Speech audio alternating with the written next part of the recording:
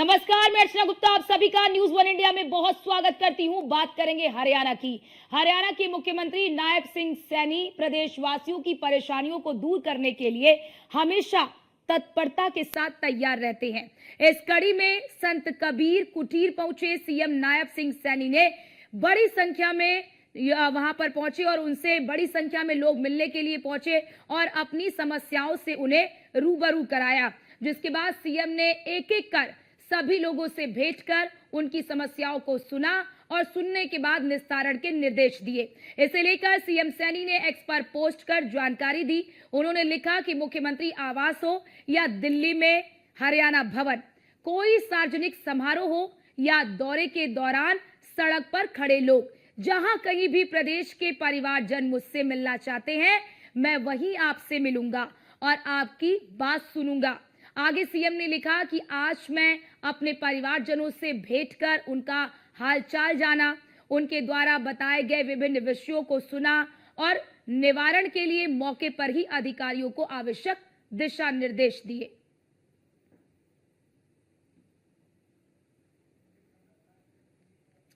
तो देखिए, जब से हरियाणा के मुख्यमंत्री बने हैं नायब सिंह सैनी, उसके बाद प्रदेश में अलग माहौल है। जनता के बीच में एक सकारात्मक माहौल है।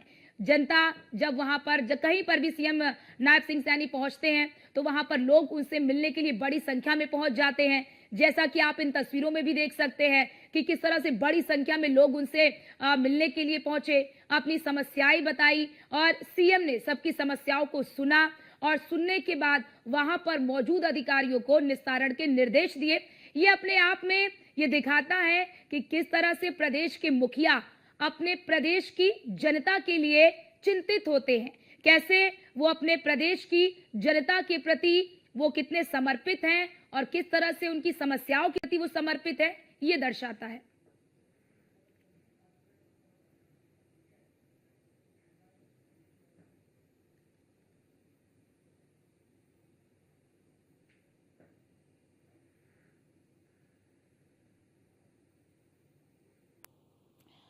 मुख्यमंत्री नायब सिंह सैनी ने हरियाणा विधानसभा के बजट सत्र की 10वें दिन की कार्यवाही में हिस्सा लिया और इस दौरान जनहित में 4 महत्वपूर्ण विधेयक सदन में पेश किए। हरियाणा ट्रैवल एजेंट पता चले कि रजिस्ट्रेशन और रेगुलेशन विधेयक 2025 पास किया। इसके तहत बिना वैध रजिस्ट्रेशन प्रमाण पत्र के कारोबार चलाने वाले एजेंटों के लिए अधिकतम 7 साल की कैद और 5 लाख तक के जुर्माने का प्रावधान किया गया। और जुआ सट्टा विधेयक 2025 सदन में पारित हुआ। वहीं हरियाणा अनुबंध कर्मचारी जॉब सिक्योरिटी विधेयक 2024 सदन में पारित किया गया। इसके साथ ही हरियाणा शव सम्मान निपटान बिल भी सदन में पास किया गया।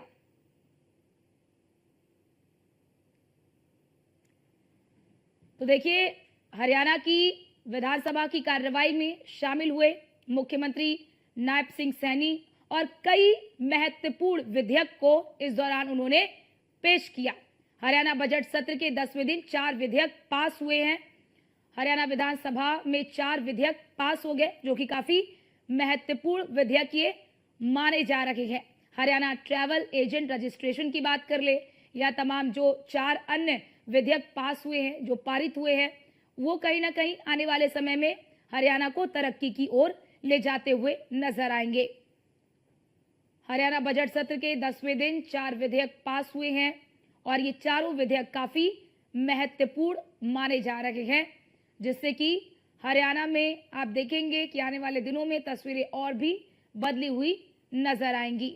ये तस्वीर भी आपको दिखा रहे हैं, ये सदन की कार्यवाही की तस्वीर है। तमाम जो 4 महत्वपूर्ण विधेयक है वो सदन में पारित हो गए, उन्हें पास करा दिया गया। हरियाणा बजट सत्र के 10वें दिन का ये पूरा मामला।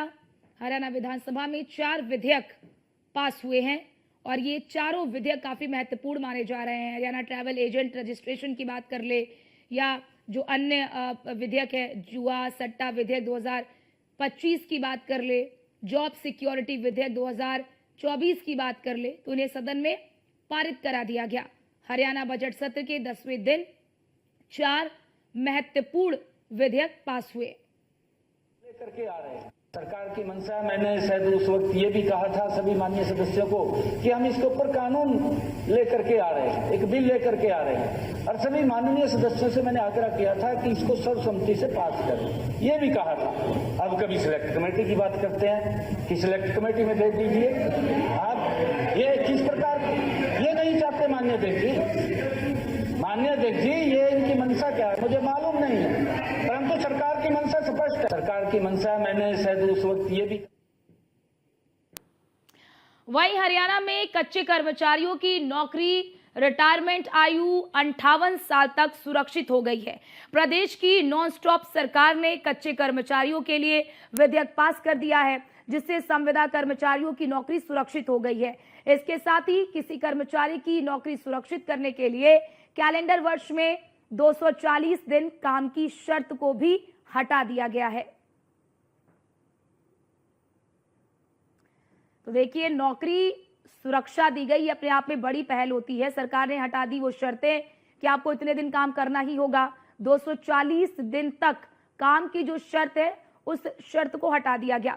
कच्चे कर्मचारियों की 58 साल तक नौकरी सुरक्षित, यानी कि अब कच्चे कर्मचारियों को अपनी नौकरी को लेकर परेशान नहीं होना पड़ेगा।